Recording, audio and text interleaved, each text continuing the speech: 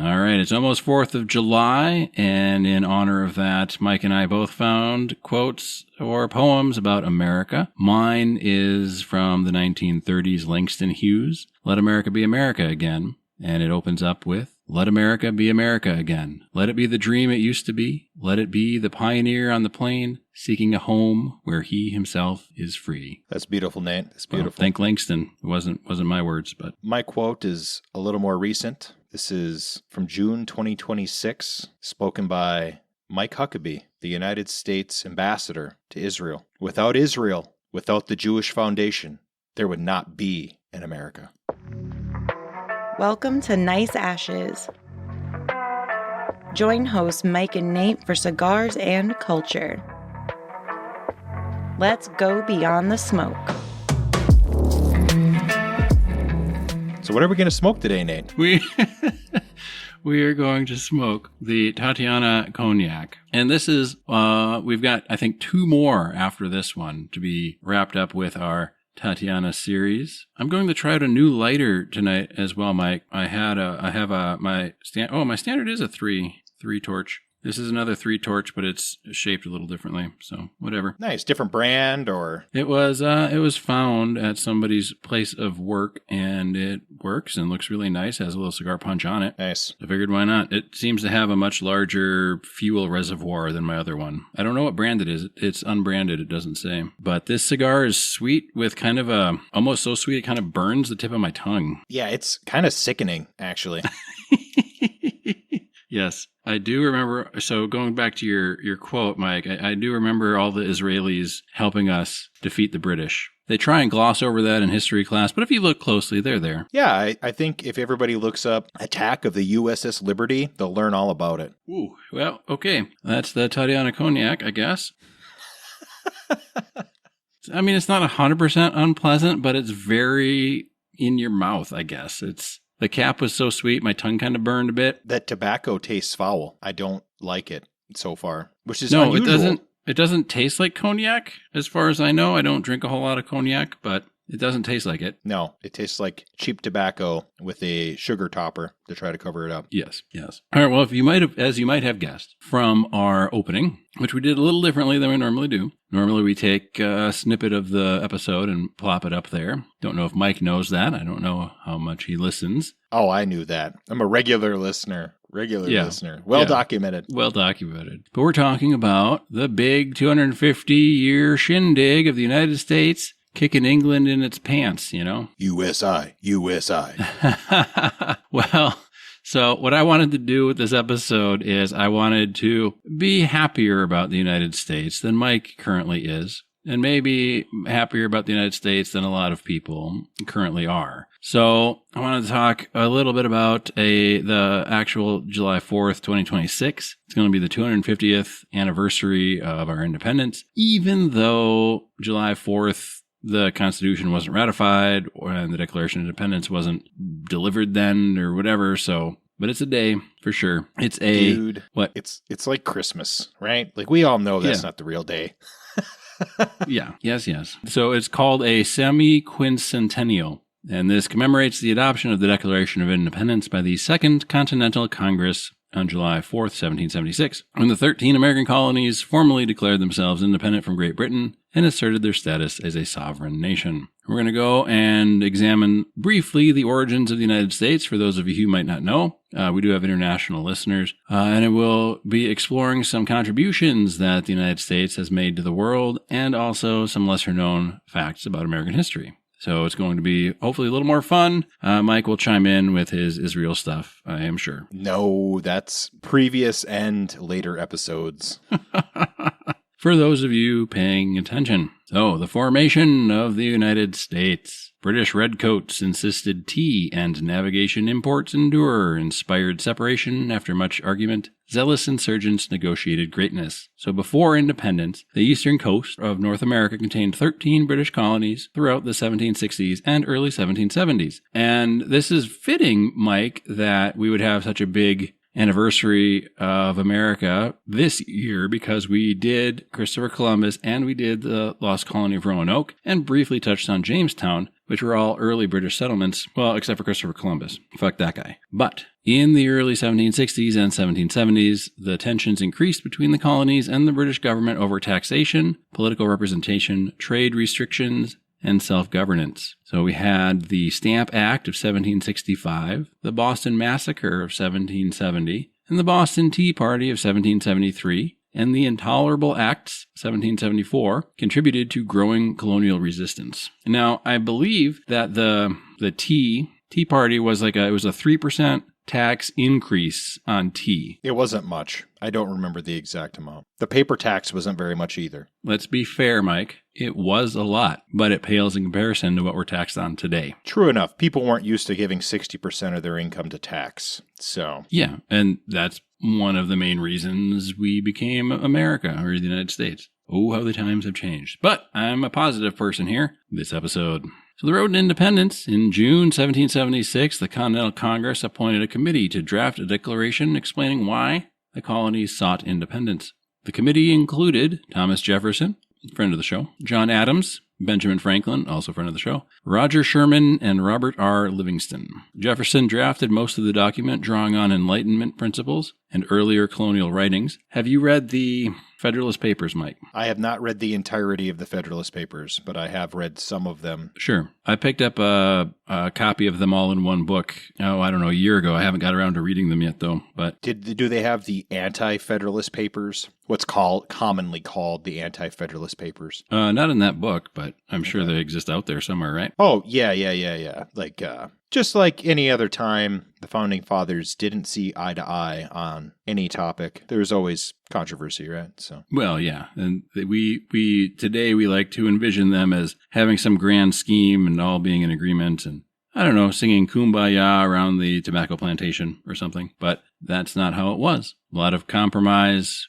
conversations, and I think even dueling. Congress adopted the Declaration of Independence on the 4th of July, 1776. The document proclaimed that governments derive their just powers from the consent of the governed, and that all people possess certain unalienable rights. The Declaration asserted that legitimate government exists to protect individual rights, and that citizens may alter or abolish governments that fail to do so. These ideas helped shape later democratic movements around the world. Is there anything you want to add about the Declaration of Independence, the Constitution, or the early starts of the United States, Mike? No. I mean, we're taught these things in school so we can be proud and happy Americans and not think about the tax dodging and the fact that the country's leadership were human traffickers and drug dealers. Yes, but that's current, recent times. Well, that's a modern take on what they were up to, right? But what their activities were banned by the government that they left very soon after they left. So from a certain lens,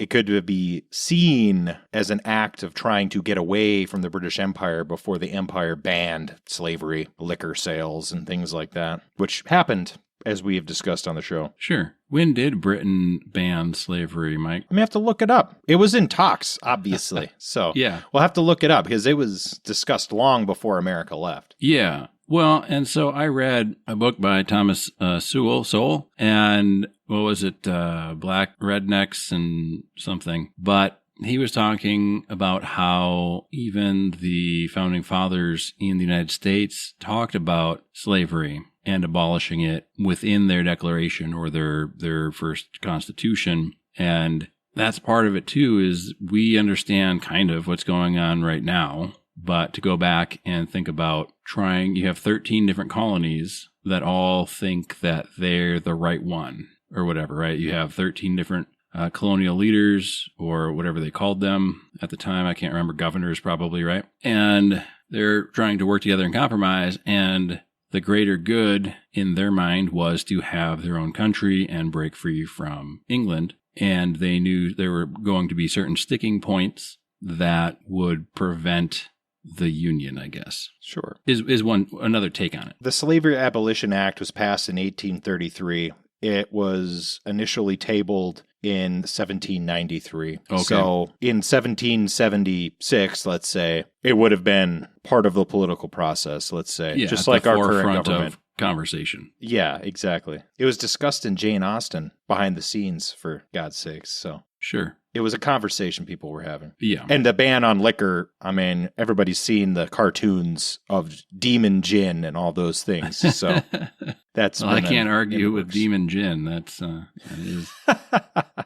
And bans on tobacco, those were enacted way before, and then unbanned, and Yeah. all the things that the founding fathers, all the agrarian founding fathers were producing, and all of the northern founding fathers were selling. Yeah. Which then, the United States later banned liquor sales with prohibition and Yeah, then eventually. various It other took them a attempts. while. Well, it's interesting that they would do a tobacco ban in a sense because tobacco was not native to Europe. So they were basically potentially doing that as a retribution against the colonies, probably. Believe it or not, it's my understanding that the king, I believe it was King James, thought it was unhealthy, Sure. Boy, how wrong was he? right? We're going to go through some major contributions of the United States to the world. So you're welcome, everyone. You're welcome in advance. Democratic ideals in constitutional government. The American Revolution helped popularize concepts of constitutional government, separation of powers, representative democracy, and individual rights. These ideas influenced political movements and constitutions worldwide, including in Europe and Latin America. Of course, almost immediately after putting this stuff in, we've spent the next 250 years where the higher powers have been trying to undo all of those things. There's two sides to every story, as they say. Well, what do you think, Mike, when you think about the original Constitution and the separation of the powers, the three branches, and leaving everything that was not explicitly stated in the document up to the rights of the people? Do you think the starting document was inherently flawed, or do you think it was a pretty good start and it just got kind of eroded after the centuries? I think that it was the best they could do with the technology they had at the time and the understanding of the world at the time. And I think that the 10th Amendment has been largely railroaded and made irrelevant, which is why our government has gotten to the point where it's at, because the responsibilities not enumerated explicitly in the Constitution or the amendments are supposed to be the responsibility of the states or the counties, the cities, or individuals. And clearly our government's grown beyond the bounds of the founding document. Yeah, very clearly. And the population has grown drastically as well. I don't know that you would ever go back and talk to, Thomas Jefferson or Benjamin Franklin or George Washington and tell them the population of the United States today. Oh, dude.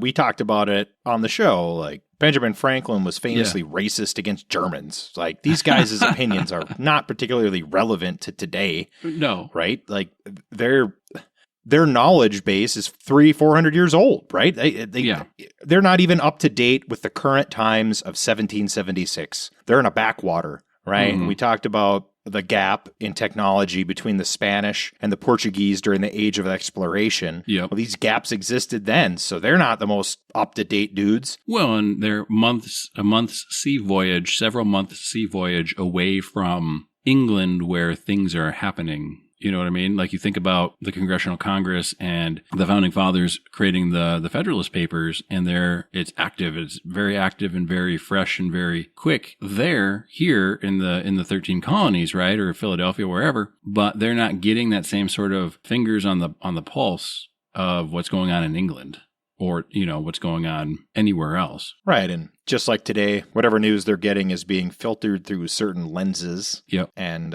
it's just the way of the world, right? Yeah, it really is. I mean, the internet and things have made communication a lot easier, but it doesn't necessarily mean you know everything. So, I think in a lot of cases it's made people know less. There's just so much noise. There's an awful lot of noise. And half the people who are graduating high school can't read. So it's only going to get worse. Yeah. Well, the other thing America did, to get off that note, was we defeated Nazi Germany and Imperial Japan. Nobody else helped. It was just us. That's, of course, not really true. But, the United States did provide enormous military, industrial, and logistical support to the Allied powers during World War II. And American industry provided vast quantities of ships, aircraft, vehicles, supplies, manpower, and, of course, some nuclear bombs that contributed significantly to the Allied victory.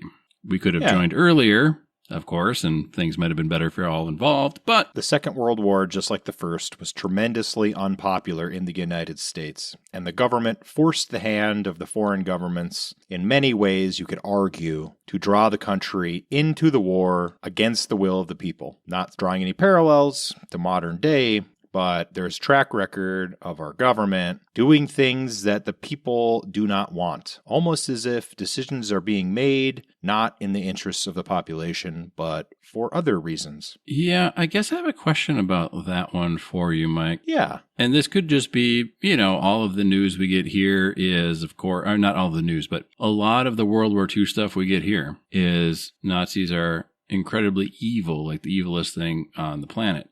So much so that was, the 1930s, 1940s, and we're about almost 100 years past that, and we still call people we deem evil, we call them Nazis, right? So I'm not saying this is how it should go according to our Constitution, but do you think that drawing the United States into the war might still have been the right thing to do to prevent the spread of Nazism? I don't think that World War II prevented or stopped the spread of Nazism. Well, that's fair. So, no, I don't think that in the long term, the fascists lost. I think in the long term, the fascists won. Sure. Through institutional control, right? Because Operation Paperclip, other factors that are way too complicated to get into in this episode. Well, sure. But the people running the Nazi Party did not suffer. They were ingrained into the governments that defeated Nazi Germany. So all they did was spread. Yeah. Spread, got themselves pardons, and devastated Germany and other countries. Oh, I mean, I'm opposed to the Nazi German regime, obviously. Well, yeah. And what they did and all those things. Well, yeah, but like you said, they made themselves good backroom deals or whatever to be accepted the people that wherever were functionally the bureaucratic control of that regime integrated themselves throughout Europe and the United States. So, and South America. Yeah, and don't forget Argentina. Yeah. Oh, yeah. All right, the next one that the United States gave to the world was the Marshall Plan. Following World War II, the United States implemented the Marshall Plan, providing more than $13 billion, which would be over $150 billion in today's dollars, in aid to help rebuild war-torn Europe. Historians frequently cite it as one of the most successful economic recovery plans in history. Almost as successful as the $300 billion we just gave Iran.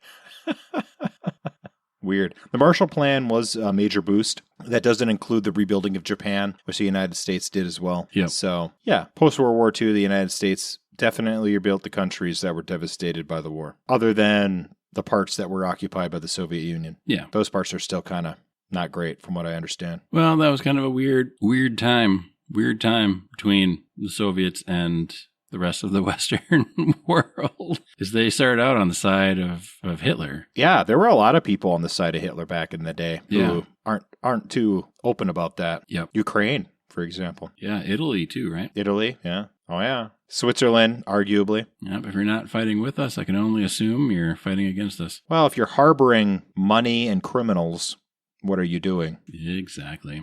America's also provided some scientific and medical innovation. So American researchers, universities, and companies have contributed to the development and mass production of antibiotics, advances in vaccines, organ transplantation, medical imaging technologies, cancer treatments, and public health initiatives. There's been numerous Nobel Prize-winning discoveries that have originated in the United States of America. Most of which were funded by public dollars, and the profits went to private organizations. Very true, but the American people paid for it, so we're going to take credit for it, damn it, even if we don't get the profit. We're going to pay for it thrice and be proud of it. Yes, because then we have to buy it full price or more, jacked up, and probably pay taxes on it again. We got to pay taxes on the money, or we have to pay taxes on a good that our taxes paid to produce with money that was already taxed. Several times. The Green Revolution. American agronomist Norman Borlaug helped develop high-yield crop varieties that dramatically increased agricultural production worldwide.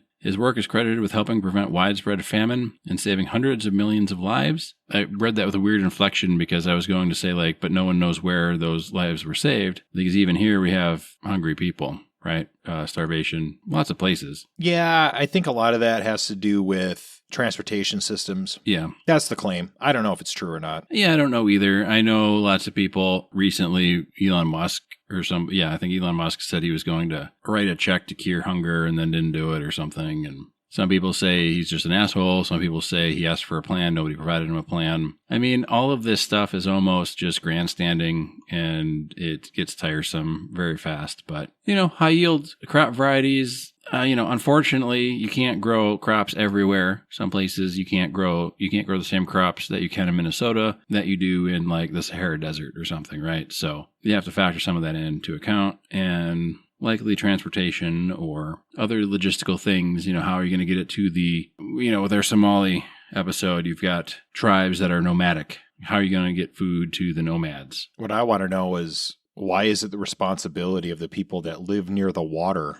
to feed the people that don't? Move to the source where you can grow, or don't and suffer the consequences. We've always done it that way, Mike. It's worked out fine. We've always done it that way. All right, space exploration, which we actually get to claim away from Russia. Because Sputnik, that's crap. And that stupid dog they put up there. I'm just kidding. Love the dog. But the United States landed humans on the moon during the Apollo 11 moon landing in 1969. And that was I don't know if that was the finish line that everybody in the world kind of collectively agreed upon, or if we just said, hey, Russia might have got up into space first, but we're going to be the first ones on the moon. That's the new finish line. I don't know the truth. There's a lot of disinformation, but according to reports, Kennedy was aware of the missile gap lie. Sure. So if we did, in fact, reach the moon, at that point, continuing to push the envelope for the people running the government at that time was probably beyond what they thought they could get away with, because they were selling the lie that the Soviet Union was in possession of more missile technology and more nuclear weapons than we were, when in fact our government knew that was not the case. Sure. So we were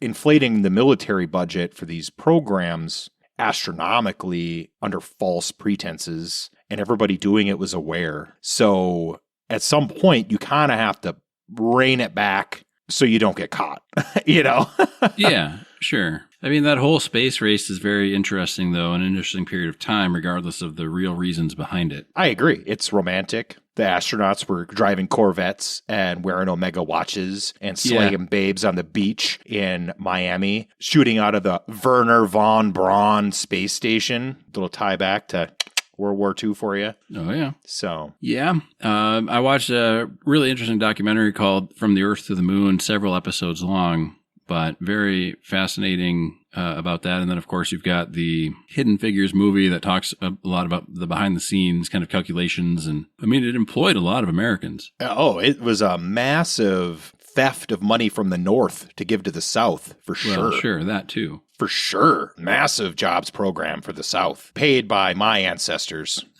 So.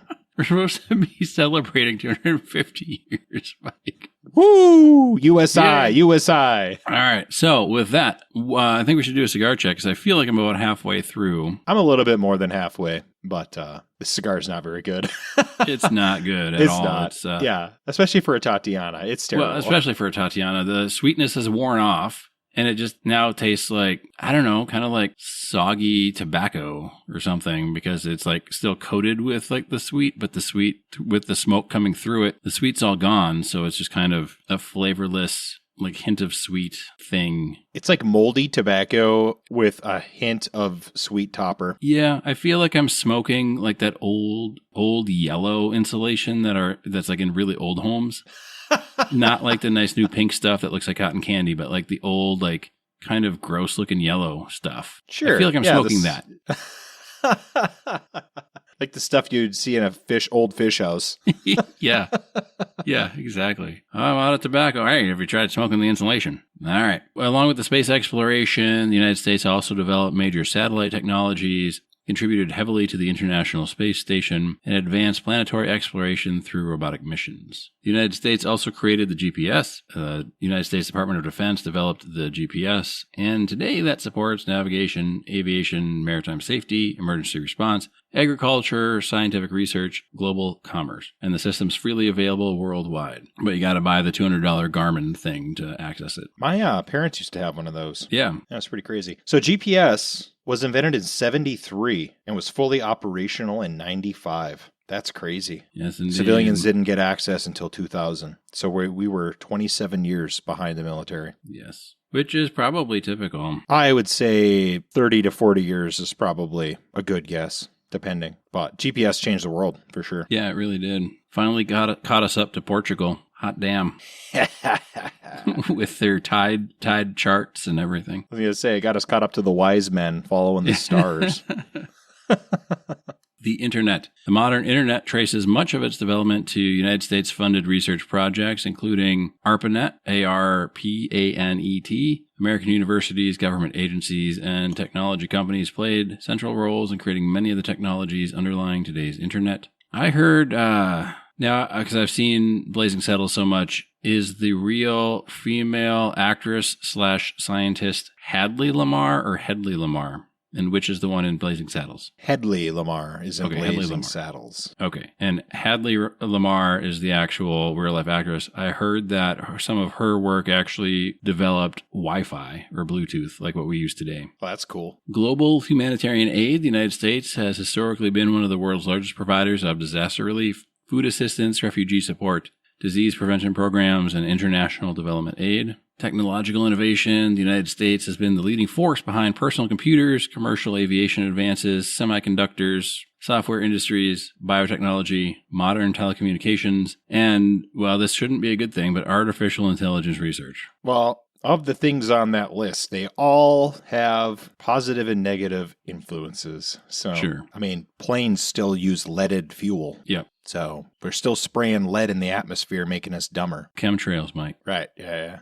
That's not a distraction at all. All right. And this one, the AI that I asked to kind of summarize some of the stuff, didn't want to put this in, but I put in the abolition of slavery in the United States. So, because England had abolished slavery and was working to actively hunt down slave traders in the Atlantic at great cost to England. But during the Civil War, the Emancipation Proclamation was issued in 1863. And then 2 years later, the North, the Union, won.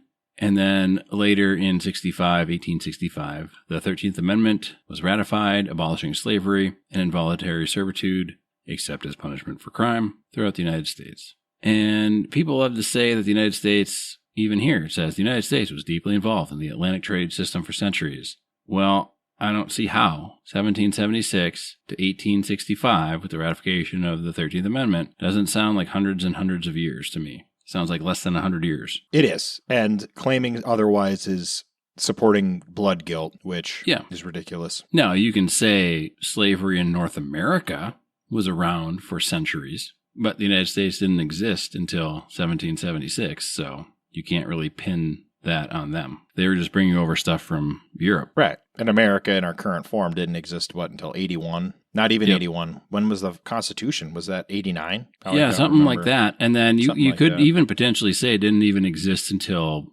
1865 when the Civil War ended. Sure. Current iteration for sure. Well, yeah. I mean, you've got 1776 and then less than 100 years we're fighting a civil war. That's the same generation, or only two generations from the Founding Fathers, basically. Oh, yeah. Feasibly, somebody could remember both the Revolutionary War and the Civil War. I don't know. Yeah. 90 years, it's quite a jaunt, but... Well, yeah, especially for that era. But it's, two generations, maybe three. But it's not really that long of a time span. No, it was a pretty short experiment. All right, we're going to talk about some important and famous American citizens and their impact on the world.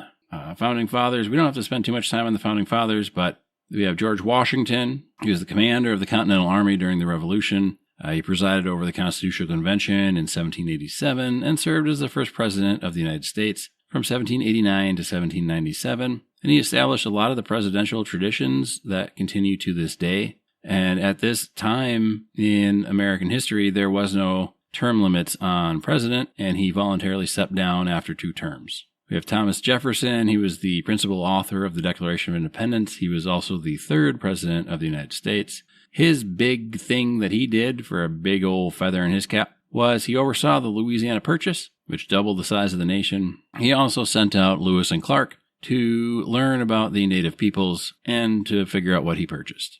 It was one of those, I think it was one of those eBay things, right? He saw Louisiana Territory, bid now, and his was the winning bid. So huzzah for him. Yeah. And then Benjamin Franklin. He was a diplomat, inventor, scientist, and writer. He helped secure French support during the American Revolution, which was pretty clutch, not going to lie. I like how John Adams always gets looked over amongst the founding fathers. Because in a normal era, his accomplishments would be quite impressive. But next to Washington, Jefferson, and Franklin, it just doesn't ring the same, Yeah, well, and his son, John Quincy Adams, too. I mean, they were both president. Oh, yeah. No, John Adams was incredible. He wrote about how women should be allowed to vote. He also wrote about how the United States was founded as a non-religious country.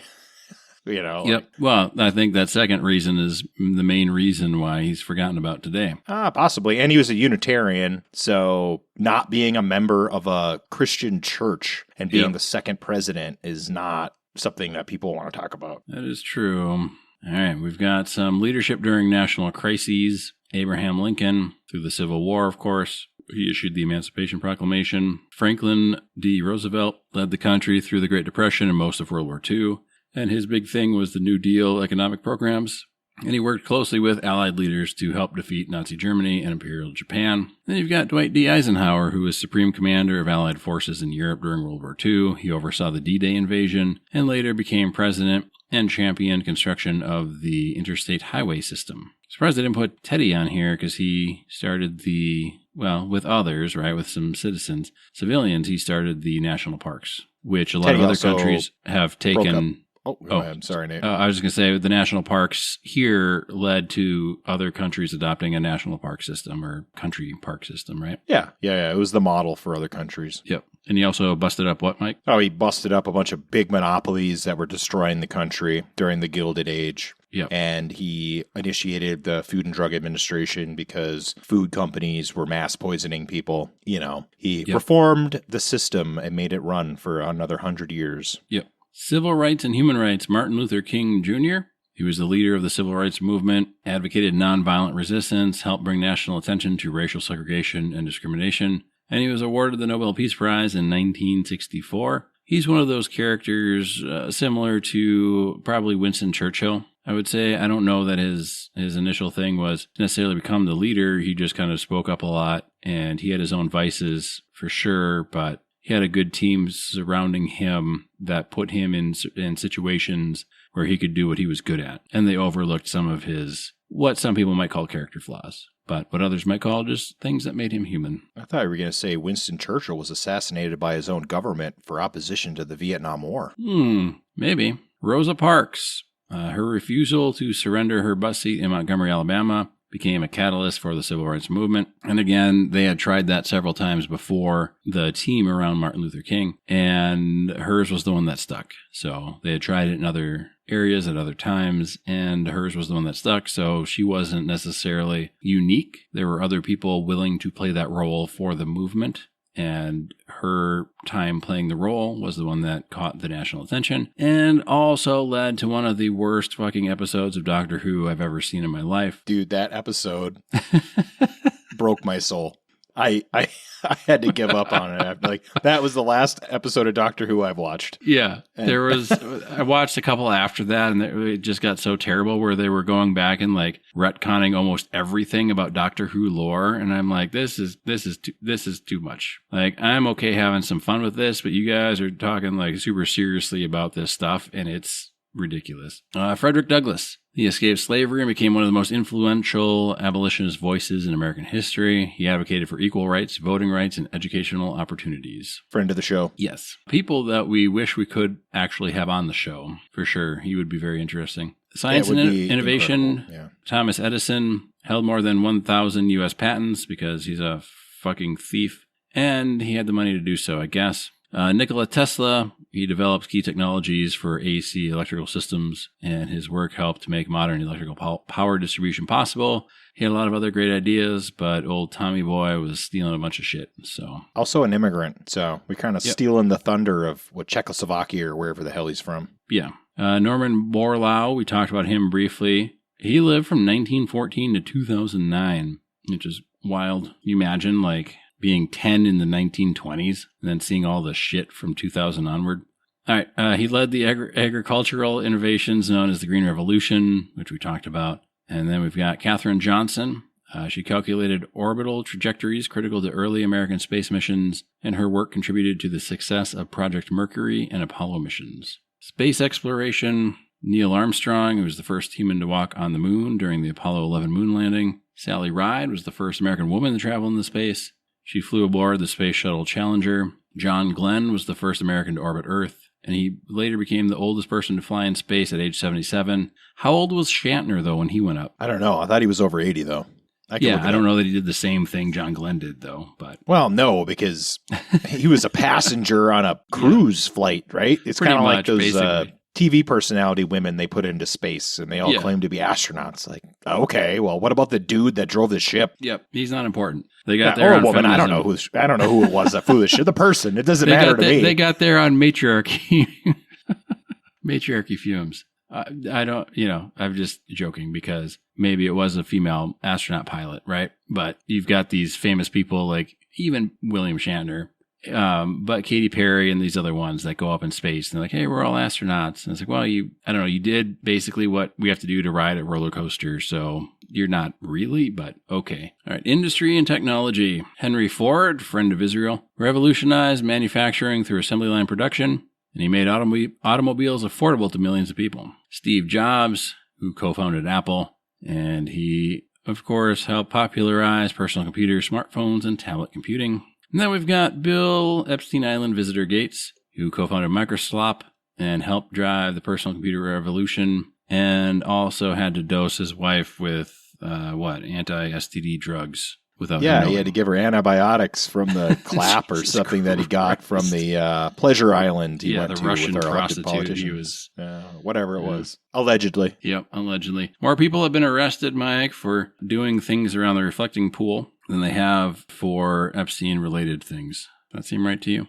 Literature and culture. We got Mark Twain, friend of the show, personal favorite, makes a good cigar. Author of The Adventures of Tom Sawyer and Adventures of Huckabee Finn and a lot of other books and writings and very humorous anecdotes and quotes. He's widely regarded as one of America's greatest writers.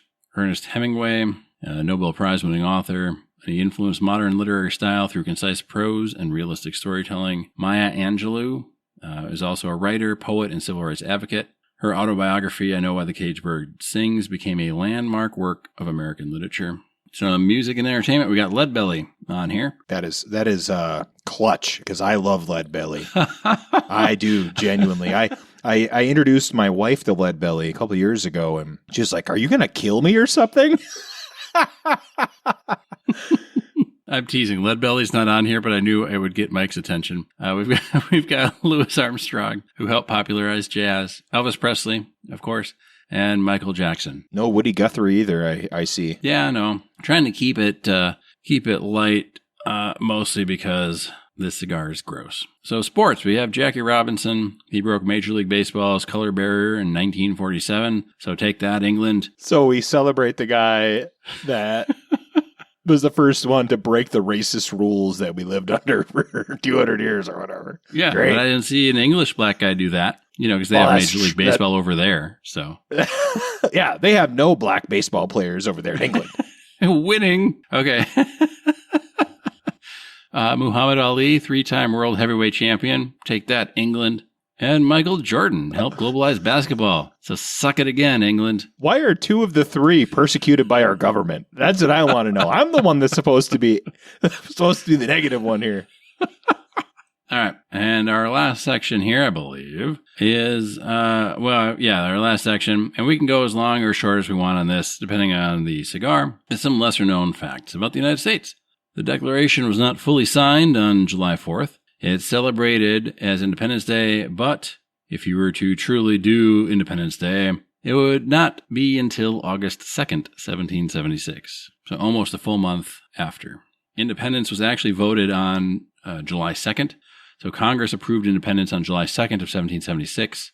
The United States nearly had different official languages, so there's never been an official federal law that's established an official language for the United States. Thomas Jefferson's purchase of the Louisiana Territory doubled the size of the nation and opened vast territories for exploration and settlement, which basically means that the country's size doubled overnight, or as soon as the transaction was recorded, right? I mean, it's pretty impressive they got payments to all those tribes back in the day, you know. Yeah, they had to go live somewhere else, right? Something like that. Something. Trail of happy tears, right? Well, the blankets were provided for free. Oh, God. All right, so we had two founding fathers that both died on the same day, coincidentally, both on July 4th, 1826, which was the 50th anniversary of the Declaration of Independence. Both John Adams and Thomas Jefferson died on that same day. And then a few years later, James Monroe died on July 4th, 1831. So it's a good day for the country, a bad day for presidents. Yeah, that's not a made-up fact or anything. They didn't totally set that up in the olden days for propaganda purposes. Well, maybe not. Maybe they did. Maybe. Impossible to know. Really, it is. This one is likely due to the map distortion of how things are shown, unless you actually go look at a map in Alaska, which I don't know if you've seen one, Mike, but it's hilarious because it's a super detailed map of Alaska, and then it's got like a child's drawing of the lower 48 with, I think, just California and New York indicated, and then Hawaii is like a dot. But Alaska is bigger than Texas, California, and Montana combined. So Texas, California, and Montana are the next three largest United States, and Alaska is bigger than all three of those combined, which is insane. Yeah, it's a very large area. Imagine the size of the Costco's you could build up there, Mike. Insane. The United States owns the world's largest air force. The second largest air force in the world belongs to the United States Navy. So I guess you could say nobody else is going to come close. Weird. Yeah. The United States National Park System protects more than 85 million acres of land, preserving unique ecosystems, geological features, and historic sites. The first capital of the United States was not Washington, D.C. In reality, Congress met in several cities: New York City, Philadelphia, Baltimore, Lancaster, York, Princeton, Annapolis, and Trenton. Washington, D.C. did not become the permanent capital until 1800. The United States almost split before the Civil War. So the Civil War wasn't the first major threat of secession. In the early republic, there were some New England leaders that were discussing leaving the Union during the War of 1812, and several states periodically threatened nullification or secession, and many of the people and observers at the time doubted the United States would survive as a single nation. And the fact that the Constitution has remained in force since 1789 is historically unusual among major governments. So I guess you can poo-poo it all you want, but it stood the test of time so far. All right, America purchased Manhattan for about $1,000. What would be $1,000 today? So Dutch colonists reportedly acquired Manhattan Island from local Native Americans in 1626 for goods valued at approximately 60 guilders. And I don't know if you're up to speed on your guilders to dollar conversion tables, Mike. Lost track. Yeah, it happens, but it's kind of the famous $24 purchase, which is kind of an estimate and not an exact historical figure, but probably for pretty dirt cheap, I would imagine. Gonna guess the barrel of the gun helped their negotiation. Probably so. Or some blue beads, right? Blue glass beads, I think, were in high favor at the time among the native populations here. In the 1850s, the United States Army imported camels from the Middle East and North Africa. They were known as the Camel Corps, and the animals were tested in the deserts of Texas, New Mexico, Arizona, and California. And the experiment was surprisingly successful, but it ended because of the Civil War. The Liberty Bell probably never rang on July 4th, 1776. There's a popular story, probably by Washington Irving, that lying sack of shit. I'm just kidding. I'm sure he was a great guy, but he also made up a bunch of lies about Christopher Columbus.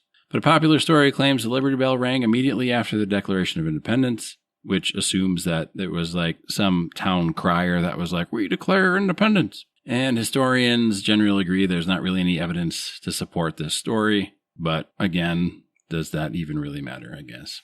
The White House was once open to the public. In the 19th century, citizens could often walk into presidential receptions When Andrew Jackson was inaugurated in 1829, thousands of supporters entered the White House celebration. And you can't do that today, unless you're trying to pretend shoot an ear of a pretend leader. From what I understand, you can't even go to the White House to a UFC event if you're a UFC champion anymore. Sure. Doesn't surprise me at all, President Camacho. Here's a good one. This one's good. This makes me feel good. This one makes me feel proud to be an American. The United States has more public libraries than we have McDonald's.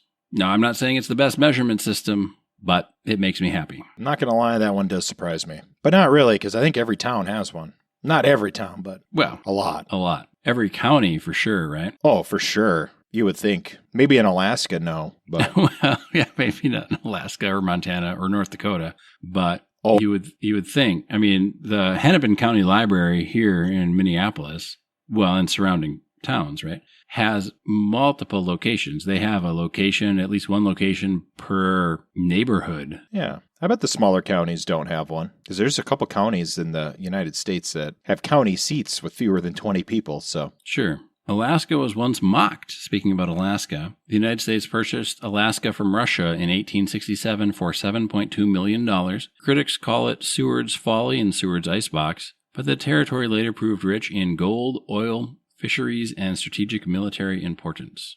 This next one's really interesting because you don't really think about it, but the Pentagon is one of the largest office buildings ever constructed. It contains 6.5 million square feet of floor space and more than 17 miles of corridors. Isn't it sad that the largest office in the world can't pass an audit? Kind of, yeah. Especially when they work for us. They work for somebody. Well, they're supposed to work for us. All right. We'd be remiss if we were talking about 250 years of American history and American greatness if we didn't talk about the state that was once an independent republic. And I can hear him hooting and hollering already. I can hear him. But Texas. Texas was an independent republic from 1836 to 1845 before joining the United States. Wasn't California an independent republic as well? There's a handful of modern U.S. states that were once internationally recognized sovereign nations, but Texas is probably most famous. You know, you got to remember the Alamo. Oh, yeah. The largest population center of the United States has moved continually for 230 years. Since the first census in 1790, the geographic center of the United States population has steadily moved westward and southward, which really doesn't surprise me with the westward expansion. No, not at all. I mean, the systemic genocide of the indigenous population definitely expanded the boundaries of the territory of the United States, right? Yeah, and I don't think they were being counted in the census in 1790. No, they weren't citizens until like 1919 or something like that. Sure. The United States has won more Nobel Prizes than any other nation. Of course, a lot of those were immigrants to the United States, but we'll take the win where we can. We are a nation of immigrants. That is true. And that's all I got, Mike. That's all I got for the 250-year celebration. I know it's no UFC fight, but we do what we can here on Nice Ashes. USA, USA, USA. Oh, boy. What? Okay. Are you done with your cigar? Oh, my God, I'm so done. I'm done. I still have Olympic more to smoke, but I'm not going to do it. Oh, boy. I gave this like a 1 because like we didn't like the chocolate. Well, we kind of like the chocolate, but we gave that like a 1.75 and a 1.5. And this one is probably my least favorite Tatiana of the Tatianas. It might be a 0.5. I don't. Yeah, I saw what you did. I guess I got to match you probably because it's not even really a 1. It really isn't. It really isn't. This is sub 1. The tobacco tasted moldy or something. Like, yeah, and I know we mentioned that. You mentioned that on one of the other ones too that we did not like. Yeah. I can't remember which one. And maybe it's storage, but all of mine are stored together. So all mine are stored together too. So it's really shouldn't be that bad. And this one sat in my standard humidor here for a couple weeks. So I don't know. Yeah, it just wasn't very good. It's not us. It's not us. They do vary wildly because the last one we smoked, the cherry, I remember not getting any of the debris in my mouth. And this one I've been picking debris out. And I don't think they have very tight manufacturing guidelines on this line, Mike, is what I think it is. Oh, they definitely do not have good quality control. That is true. That is true. I don't recommend the cognac. No. God, no. I do recommend some of the Tatianas. I think we've discussed it in the past that just find one that's a little weird. Yep. I think the Waking Dream was kind of our favorite overall. And then, of course, the Groovy Blue, just for novelty value. I would agree with that. Yeah. The Groovy Blue was very strange. Worth a try because of its weirdness. Yeah, worth a try. Worth a try for sure. So otherwise, like, happy 4th of July, everybody. It's coming up in a couple days. The weekend, the big weekend. Remember, don't light off fireworks in your closed fist. Point them towards England or something, right? And be safe. Be very safe. Enjoy the weekend with your family and friends and loved ones. And suck at England. Anyway, catch you next week. Be safe. Have fun.